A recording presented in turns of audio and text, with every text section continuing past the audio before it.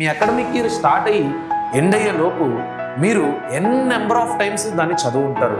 నేను మీతో బెట్టు కడుతున్నా, మీరు చదివిన ఆ ఎన్ నెంబర్ ఆఫ్ టైమ్స్ మిస్టేక్గానే చదువు ఉంటారు. అక్కడున్న లైన్ ఉన్నది ఉన్నట్టుగా చదివి సగానికి సగం బట్టి కొడుతున్నారు, సగానికి సగము మర్చిపోతున్నారు, లైట్ తీసుకుంటున్నారు. మరి టెక్స్ట్ బుక్ను బాగా చదవడం ఎలాగా చెప్పలేరు కదా. అది చెప్పడానికే ఈరోజు నేను మీ ముందరకు వచ్చాను.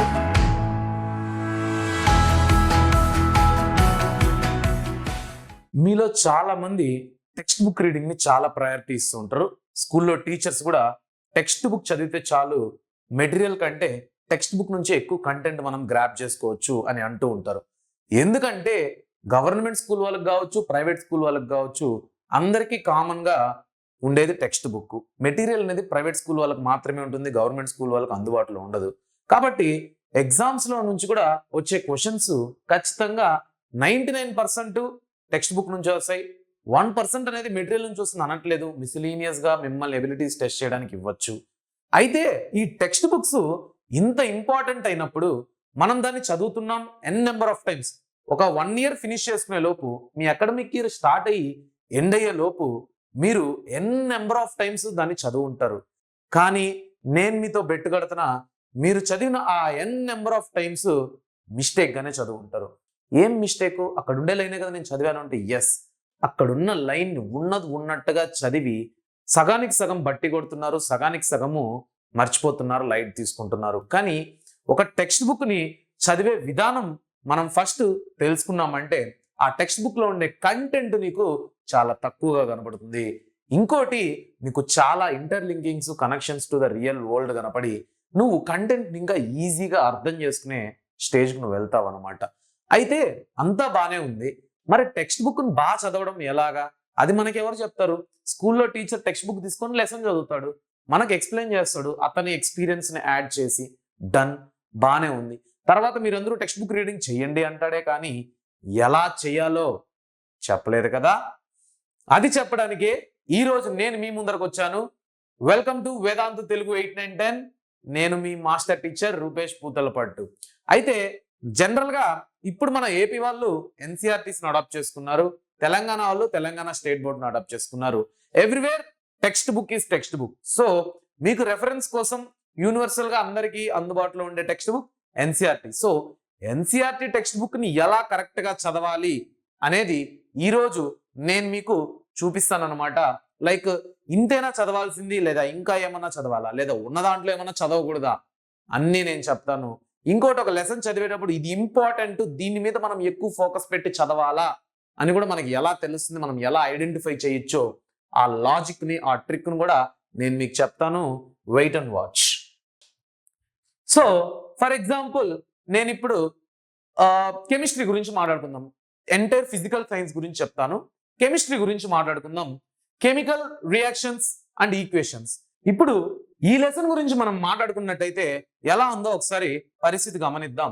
ఫర్ ఎగ్జాంపుల్, లెసన్ స్టార్టింగ్ మనందరికి అలవాటే, స్టార్టింగ్ నుంచి మొదలెడదాం. Consider the following situations daily life and think what happens when milk is left at the room temperature during summers. ఇలా చదువుకుంటూ పోతాం. అవునా కాదా, నిజమా కాదా, మీరందరూ నాకు కమెంట్ చేయాలి. Yes, we all will read all the texts which is here. And మనకు సింపుల్ గా గవర్నమెంట్ మనకు హెల్ప్ఫుల్ గా అదే పేజ్ ని తెలుగులో కూడా అనువదించింది కాబట్టి మనం ఇంకా సింపుల్ గా దీన్ని Telugu to English, English to Telugu చదివేస్తూ ఉంటాం అనమాట. అయితే ఇక్కడ మనము ఒకటి మిస్ అయ్యేది, ఇంకోటి మనం అడాప్ట్ చేసుకోవాల్సిన థింగ్ ఏంటంటే, నువ్వు ఇక్కడ ఏ లైన్ అయితే చదువుతున్నావో,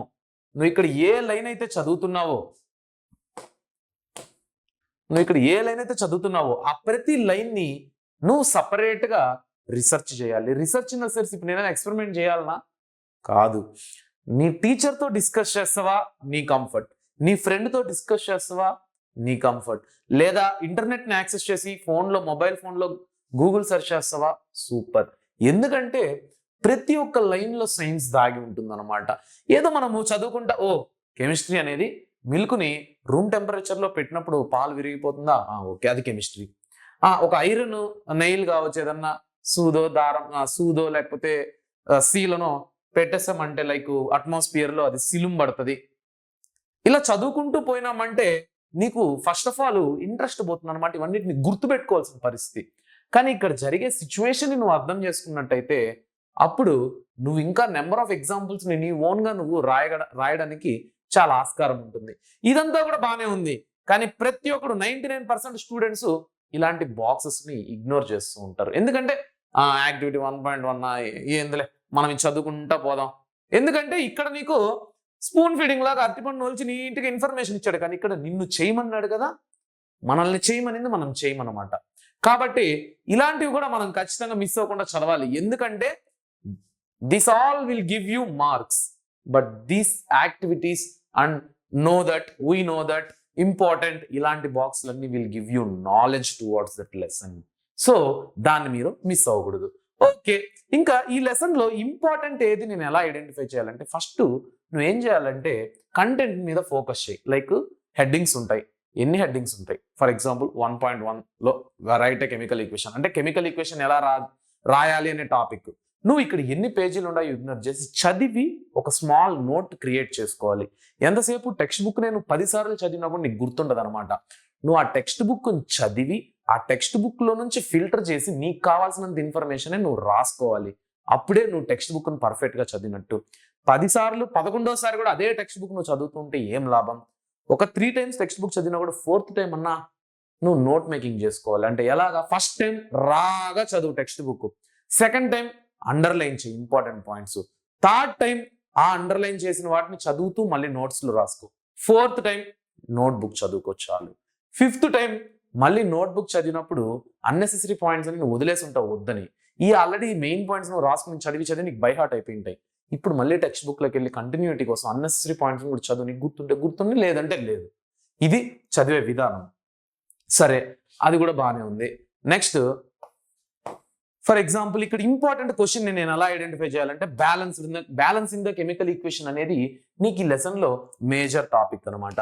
అది ఎలా మనం కనుక్కోవాలి అంటే, నువ్వు లెసన్ ఎండింగ్కి వెళ్ళావంటే లెసన్ ఎండింగ్లో నీకు మొత్తానికి టైప్స్ ఆఫ్ రియాక్షన్స్ పైన next balancing the chemical equation పైన వీటి మీదనే మొత్తం క్వశ్చన్లు అన్నీ ఉంటాయి. సో నువ్వు అర్థం చేసుకోవాల్సింది ఏంటి? ఈ క్వశ్చన్స్ అయినా కూడా రేపు మెటీరియల్లో ప్రైవేట్ బుక్లో వచ్చినా కూడా ఎక్కడైనా మనం ఎక్కువ ఫోకస్ చేయాల్సింది types of chemical reactions and balancing the chemical equation. అది నువ్వు అబ్జర్వ్ చేయాల్సిన విషయం. ఇది ఒక కెమిస్ట్రీలో ఒక లెసన్కి సంబంధించింది. అలానే ఫిజిక్స్లో ఒక లెసన్ కూడా నేను మీకు అర్థమయ్యేలా చెప్తాను. ఇప్పుడు చూడండి, ఇప్పుడు లైట్ రిఫ్లెక్షన్ అండ్ రిఫ్రాక్షన్ ఉంది. ఈ లైట్ రిఫ్లెక్షన్ అండ్ రిఫ్రాక్షన్ ని మనం ఎలా చదువుతాం? ఫస్ట్ ఇవన్నీ లైక్ అన్నెసెసరీ థింగ్స్ అనమాట, waste of the thing. We see variety of objects in the world around us. However, we are unable to see in the dark room. అది మనకు తెలీదా? కానీ దాన్ని చదివి దాని దగ్గర మీరు టైం వేస్ట్ చేసుకోకూడదు. You have to find out the which we are going to learn in this lesson. మనము లైట్ ఉండే చోట చూడగలుగుతాం, డార్క్ ఉండే చోట చూడలేం. అది కాదు మనం తెలుసుకోవాల్సింది. ఇక్కడ నువ్వు టైం వేస్ట్ చేయకూడదు. దీన్ని నేర్చుకోవాల్సిన పని లేదు, దీన్ని బై హార్ట్ చేయాల్సిన పని లేదు. నువ్వు చదవాల్సిందంతా ఫర్ ఎగ్జాంపుల్ ఏంటంటే మొత్తానికి ఇక్కడ ఏముంది? రిఫ్లెక్షన్, లైట్ రిఫ్లెక్షన్ గురించి చదువు, రిఫ్రాక్షన్ గురించి చదువు, కర్వ్డ్ సర్ఫేసెస్ గురించి ఉంటే దాన్ని చదువు. ఇంకోటి ఇందాక చెప్పినాను, అక్కడ చెప్పాను, ఇక్కడ కూడా చెప్తున్నాను, యాక్టివిటీస్ని ట్రై చేయి. ఒక లెసన్లో మహా అయితే 4-5 యాక్టివిటీస్ ఉంటాయి. నేనేం రికమెండ్ చేస్తా, ఒక లెసన్ మినిమం 2-3 days చదువు, ఓపిక్గా చదువు. ఆ 2-3 daysలో నువ్వు యాక్టివిటీని పర్ఫెక్ట్గా ప్లాన్ చేసుకొని దానికి కూడా టైం కేటాయించు. ఎందుకంటే ఒకే రోజులో ఒక 2 గంటలు కూర్చొని చదివేద్దాం అనుకున్నావు అనుకో, నీకు ఇవి చదవడానికే టైం సరిపోతుంది. అప్పుడు వీటిని ఎక్స్ప్లోర్ చేయలేవు. ఇదంతా ఎప్పుడు తెలిసిన, ఏ రోజు నుంచి స్టార్ట్ చేస్తుందో తెలిసిన, నువ్వు క్లాస్ 10 మొదలెట్టినప్పుడు నువ్వు ఎప్పుడైతే ఫస్ట్ లెసన్ ఫస్ట్ టైం జరుగుతుందో అప్పుడే. ఎప్పుడైతే ఒక lesson for the first time teacher నీకు ఇంట్రడ్యూస్ చేస్తాడో అప్పుడు నువ్వు చేయాల్సిందే ఓపిక్గా అన్ని యాక్టివిటీస్. ఎందుకంటే ఎగ్జామ్స్ దగ్గర పడిపోయినప్పుడు నువ్వు ఇవన్నీ చేయలేవు. అందుకే స్టూడెంట్ ఈ వీడియో చూసే 10th ఫ్రెషర్స్ కావచ్చు, అంటే 9th ఫినిష్ చేసుకొని 10th ఎండ్ అయ్యే వాళ్ళు కావచ్చు, ఖచ్చితంగా దీన్ని మొదల నుంచే చేయండి. 10th ఇప్పుడు క్లాస్ 10 ఉన్న వాళ్ళు అట్లీస్ట్ మనం చేయగలిగింది ఏం లేదు కాబట్టి ఈ యాక్టివిటీస్ మీద ఫోకస్ చేయకుండా మీరు అట్లీస్ట్ కంటెంట్ మీద ఫోకస్ చేసి టెక్స్ట్ బుక్ రీడింగ్ చేసేటప్పుడు స్మార్ట్ రీడింగ్ ఎలా చేయాలో ఈ వీడియోలో చెప్పాను, ఇంతకుముందు వీడియోలో కూడా చెప్పాను. ఒకసారి దాన్ని గమనించండి. ఏ లెసన్కి వెళ్ళినా కూడా మనము ఇంపార్టెంట్ కాన్సెప్ట్స్ ఏంటి అనేది మనం అర్థం చేసుకోవాలన్నమాట. స్పెరికల్ మిర్రర్స్, స్పెరికల్ మిర్రర్ అంటే ఏంటి? ఇవి కాదు మనకు కావాల్సింది. ఎందుకంటే ఈ లెసన్ లో వెయిటేజ్ని పట్టుకోండి, ఆ వెయిటేజ్ని బట్టి నీకే అర్థమైపోతుంది చదివేటప్పుడు ఏది ఇంపార్టెంట్ అని. నెక్స్ట్ ఇప్పుడు ఇక్కడ పారాగ్రాఫ్ వైజ్ థీరీగా ఉంటుంది అనమాట టెక్స్ట్ బుక్ లో. నువ్వు దాన్ని చదివేటప్పుడే ఒక టాపిక్, ఒక లెసన్ మొత్తం ఒకేసారి చదవకు. ఒక లెసన్ లో ఒక టాపిక్ చదివేటప్పుడు ఆ టాపిక్ చదివి పాయింట్స్ వైజ్ అన్నా రాసుకో, లేకపోతే నీకు అర్థమయ్యేలా ఒక ఫ్లో చార్ట్ లాగా ఒక డయాగ్రామ్ విజువల్ రూపంలో వేసి పెట్టుకో. So this will helps you understand better. So నువ్వు ఏ టెక్స్ట్ బుక్ అయినా కూడా, పర్టికులర్గా నేను ఫిజిక్స్ గురించి ఎందుకు మాట్లాడుతున్నా, కెమిస్ట్రీ గురించి ఎందుకు మాట్లాడుతున్నా, ఎంటైర్గా ఫిజికల్ సైన్స్ గురించి ఎందుకు మాట్లాడుతున్నానంటే టెక్నికాలిటీస్ ఎక్కువ ఉంటాయి, టెక్నికల్ టర్మ్స్ ఎక్కువ ఉంటాయి. ఈ టెక్నికల్ టర్మ్స్ ని నువ్వు అవాయిడ్ చేసి ఏదేదో సోదంతా చదివేస్తే నీకు ఏం లాభం ఉంటుంది? సో టెక్నికల్ టర్మ్స్ ని అర్థం చేసుకుంటూ చదవాలి, బట్టి కొట్టకుండా. అంటే ఎలాగా? You have to explore more. Text book is limited. ఒక 150, 200, 300 పేజీల బుక్ అది ఇచ్చేస్తుందా నీకు మొత్తం విజ్ఞానాన్ని, మొత్తం నాలెడ్జ్ నా ఒక బుక్ ఇవ్వగలుగుతుందా? No. Text book itself showing activities and all. అంటే దీని నుంచి ఎక్స్ప్లోర్ చేయాలి నువ్వు ఇంకా. అంటే ఆ బుక్ దగ్గరే కాదురా బాబు, బుక్ నుంచి బయటకు వచ్చి ఇలాంటివి చేసి ఇక్కడ నుంచి కూడా నేర్చుకో అని టెక్స్ట్ బుక్ లో ఉంది. ఇవేం తెలియకుండా మనము టెక్స్ట్ బుక్ లోనే ఆగిపోయినాం అనుకో, నీకు మార్క్స్ వస్తాయేమో, నాలెడ్జ్ రాదు. ఫిజిక్స్ ఏమన్నా నీకు 10th వరకే ఉంటుందా? నీకు ఇంటర్మీడియట్ లో కూడా ఉంటుందిగా. సో లాంగ్ టర్మ్ ఆలోచించు. ఒక text book is a book of secrets అనమాట. Text book is a book with secrets. Simple గా మనం ఏమనుకుంటాం, 300 పేజీల బుక్, రోజు 10 పేజీలు వేసుకున్నా 30 రోజులు అవ్వగొట్టచ్చు అని. అదొక మిత్. ఒక టెక్స్ట్ బుక్ లో ఎన్నో సీక్రెట్స్ దాగి ఉంటాయి. నువ్వు కానీ దాన్ని ఇష్టపడి చదవడం మొదలెడితే ఒక్కొక్కసారి ఒక్కొక్క కొత్త విషయాలు నువ్వు తెలుసుకుంటూ ఉంటావు, ఎంతో ఎక్స్ప్లోర్ చేయొచ్చు. So think in that attitude. All the very best. ఉంటాను. Bye bye.